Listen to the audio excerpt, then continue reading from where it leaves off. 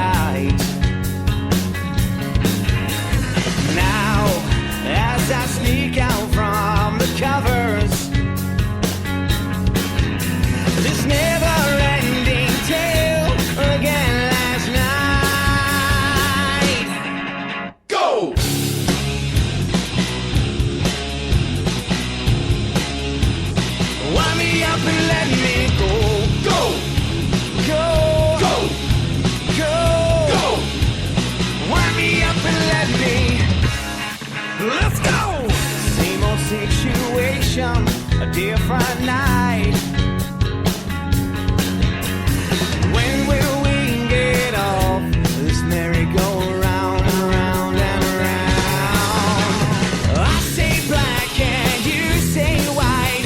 You think I'm wrong, I think you're right. The ship we sailed has finally run aground. Go!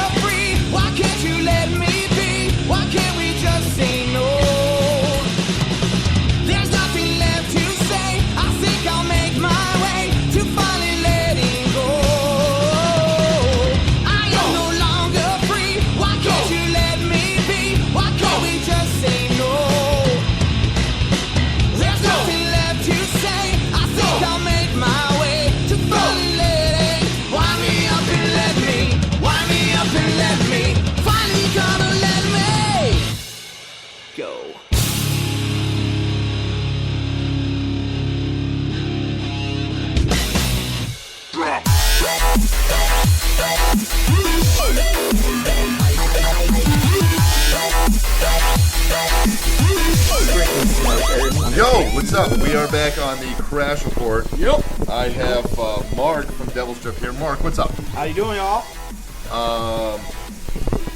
Hope I you're can't complain at indoors, all. staying warm and tuned in. Yes, make sure you stay tuned in. You got nothing better to do. And if you're not familiar with Devilstrip, that was Go from Devilstrip.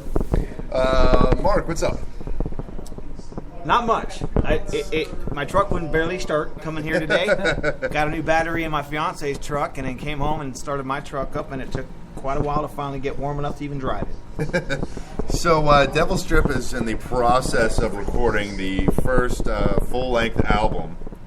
Right now, the only 2 songs you have released is Go and To the Enemy, correct? Exactly. We did a couple songs, kind of threw them together just to get some songs out there on the internet, Facebook, whatever, but we're going to revamp the whole album and everything. We're kind of excited because it's an all-original project that we're writing. And Well, I used to play in a band, and my guitar player was actually Kyle. So, we were talking the other day. I was just asking him how it sounded and everything. Hazard took a picture of myself and Kenny drinking. Anyways, but Coke. I'm gonna send that to Drinking you, Coke. and we're gonna. Yeah. We'll post it up online. Anyways, he said it sounded great. I'm very, very excited to hear it. Ever since I first, met you guys, I've tried my best to make it out to almost every show. you have. I've seen you at least 90% of them. I think I did Thank miss you guys did a Sadie Renee show, which I missed. I was out actually seeing Trans-Siberian Orchestra that night. I think they trump us a little bit. You're allowed TSO or Devilstrip. If I'd have known about TSO, I probably wouldn't even have done this Devilstrip show myself. No, I don't blame you. It's all right. We got plenty more coming. Greg actually invited us to your show Saturday night. I had to work, unfortunately. That's all right. But anyways, yeah, I'm very excited that the song you guys always open up with is definitely one of my favorites. I don't know the name of it. The very, very, very first song. Yep, I think it's most of the times I've seen you guys. I believe you've opened up with it. Not What You Need.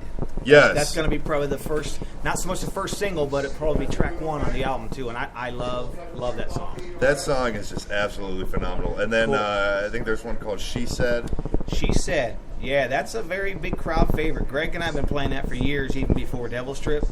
Oh, really? Oh, yeah. I wrote that for a friend of mine who passed away, unfortunately, and probably 10, 12 years ago. Wow. And once Devilstrip started doing original music again, we kind of revamped it and made it a little more rockin', more heavy, and it's a true story. So if you listen to all the words to it, you'll understand why the song was written. So I was very happy that Greg said he wanted to bring it back into our set and redo it with Devilstrip behind it. Yeah, I love it. I love that song. You guys were all 3 of you, I believe. You, Greg, and Jimmy were in Star Monkey. All 3 of you were in Star Monkey, correct? Yes. Dave asked me to come in and do some guitar and stuff with him kind of at the end of when Star Monkey started to phase out. It was fun. It was cool. It was great. But we all just started to get the vibe to write music again and not play covers as much. So, hey.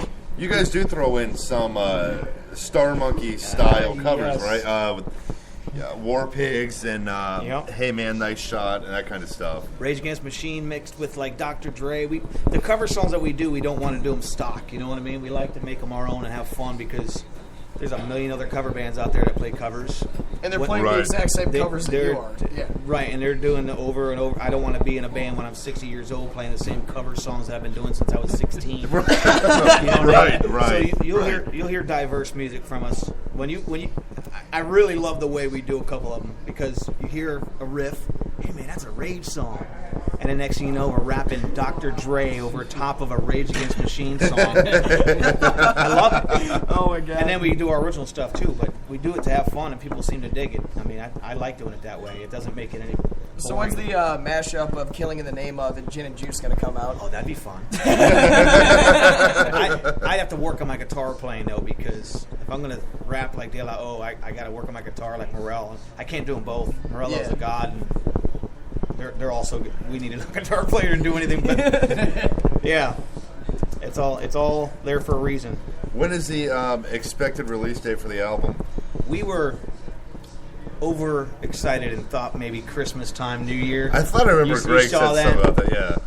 Greg put that on Facebook and I laughed out loud. I even texted LOL I think to him a couple times. But no, we're hoping spring, maybe end of winter. That'd be great. And we don't really have anything planned other than recording. We don't know where we're going to do a party and have a big release, but we're hoping to you were just saying you're pretty much due to play here at Rippers again. This would be a great place to do it. I wouldn't mind doing it. And Crash will probably get one of the first copies. Yeah. Good. Yeah. I'm not just saying it because we're on the air talking to Crash. It's just that's the truth. That's just the way it's going to be. Well, we'll definitely play. I play you guys every week, but thank you. Sometimes I'll skip a week because I kind of like I'll play Go one week, then the next week I'll play To the Enemy, and then I'll kind of skip a week. Mm-hmm. But it's both great songs. And, thank you. So we were talking. I don't know how much. I think you mentioned something about it on Facebook, so I think it's okay to mention. Okay. We were talking one night at your show with L.A. Guns. You were telling me about the whole warehouse thing. Yes. Is that a hazard? This might actually interest you and me personally, okay. too. Yeah. All right. Even you, Kenny. Is that something? Well, why don't you explain first exactly what you're doing? It's really in a very, very, very new point, but I've got some ideas and plans with the warehouse in downtown Canton. It's been sitting there for years, and somebody I know bought the building, and he only uses half of it. And I met with him, talked to him about what I want to do with the space. I'm a huge, huge supporter of local music. I'm getting up there in the years, so I want to stay in music as much as I can, even if I'm not the guy on stage playing. So my plan is to build and design a kick-ass warehouse that has rehearsal spaces. If you're a photographer, an artist, if you want to practice your strip dancing because you got you're working up at you're paying your way through Tri-C, whatever. Man. Right. I want to build and maintain a really cool establishment in this warehouse that supports local arts. Doesn't have to be just music, doesn't have to be anything specific, but and offer these rooms at a very fair price for bands to rehearse, because I know I could list 50 guys right now that play music and have nowhere to play, nowhere to rehearse, nowhere to do this. So you guys rehearse in what, a bedroom? Yeah, a bedroom. Yeah. There you go. Picture if you know, just to give you a rough idea of what I'm thinking. If you want to have a room, say, a typical bedroom is 10 by 12. 10 by 12 bedroom. If you're that's bigger than mine. Well, there you go. Right. The space I have, I want to build about 8 rooms, ranging between 10 by 12, or even a 10 by 20, or even a deluxe room or something that might be 15 by 30 or something, depending on what your budget is.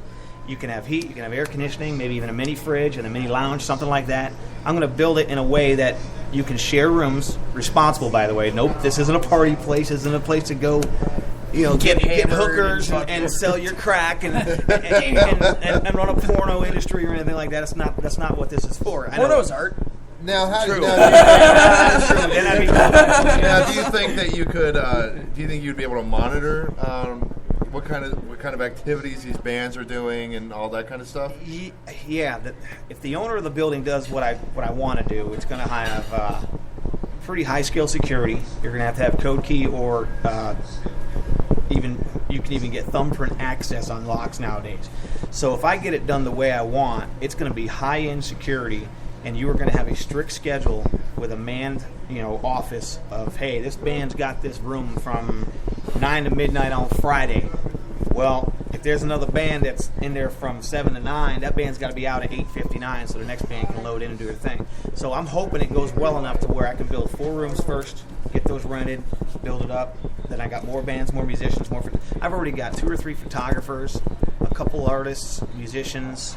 I think Crash, some guy named Crash I know, wants to do some live interviews and stuff from a room down there, right? Yes, that'd be great. If we could have, he's a dick. I heard that guy's such a prick to work with, though. But no, I got a lot of people interested in it, so I'm trying to get feelers before I dump a bunch of time and money into it without having actual turnaround on it. But the best part, I've got about 10,000 square feet that I can use right now. The first 6,000 I'm planning on using for the rehearsal rooms, the rental rooms.